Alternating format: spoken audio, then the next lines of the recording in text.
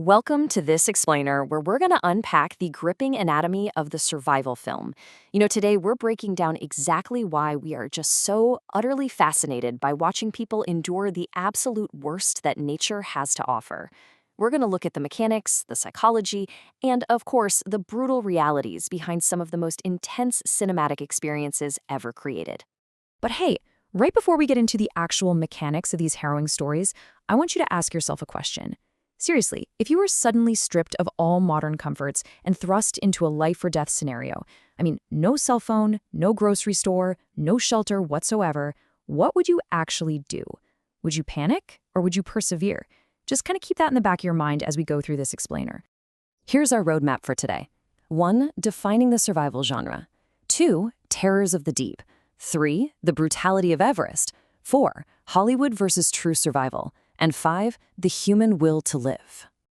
All right, let's jump into section 1, defining the survival genre. What makes a true survival story?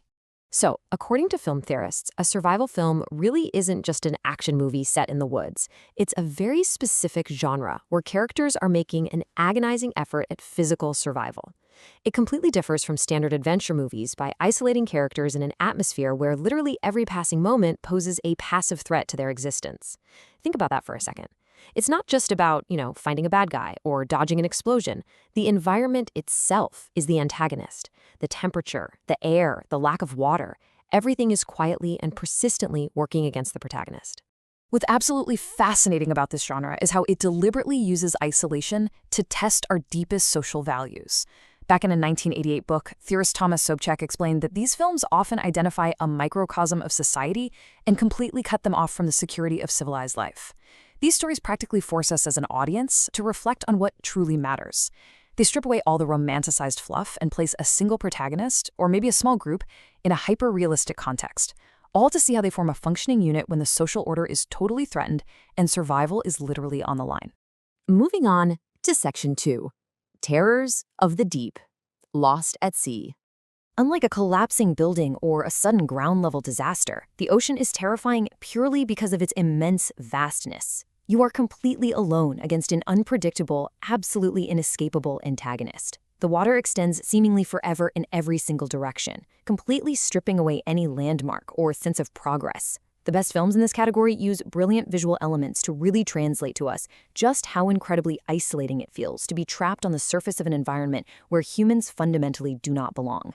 Now, these cinematic standouts, many of which, by the way, are based on chilling true events, they drop characters right into unforgiving waters to truly test human limits.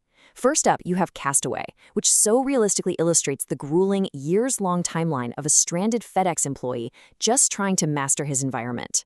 Then there's Open Water, this incredibly tense, low-budget thriller that literally leaves 2 scuba divers behind in shark-infested waters. We see the stunning visual majesty alongside the quiet horror of a 227-day journey in Life of Pi.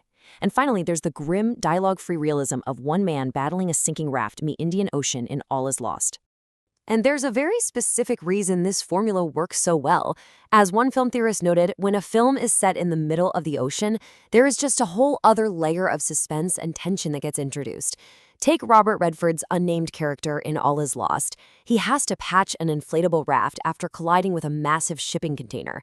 He barely speaks the entire movie, but his desperate, exhausting endurance completely forces us to confront our own breaking points. The tension doesn't come from witty dialogue, it comes from watching that relentless ticking clock of survival. Okay, section 3, the brutality of Everest, the cold reality of the peak. Let's look at the harrowing true events of the 1996 Everest disaster, tracking commercial expeditions like Adventure Consultants and Mountain Madness. Now, the climbers knew the golden rule. 2 p.m. is the absolute latest safe time to turn around, to ensure you get back before nightfall. You just do not break this rule. But huge delays at the Hillary step meant climbers like Doug Hansen and Rob Hall didn't summit until well past 4 p.m. Then a sudden, vicious blizzard struck right while their oxygen tanks were running on empty. High up there in what's known as the death zone, hypoxia sets in so rapidly that even simple survival tasks become basically impossible. This tragic combination inevitably led to severe frostbite and the devastating loss of multiple climbers on the mountain. To accurately capture this stark reality, the filmmakers went to some seriously grueling lengths. I mean, they actually shot on location at 10,000 feet in the Oetstal Alps in Italy. And when they eventually moved to the 007 stage at Pinewood Studios to shoot the blizzard scenes, the director literally tented off the entire set and brought in these massive refrigeration units.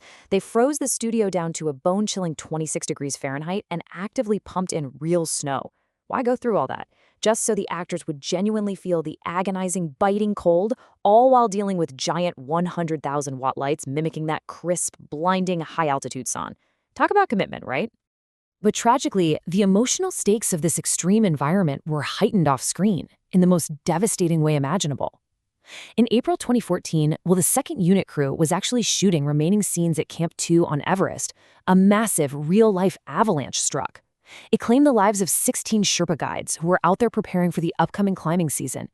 It's an incredibly sobering, deeply painful reminder that the lethal threat of the mountain is never, ever just a Hollywood fiction.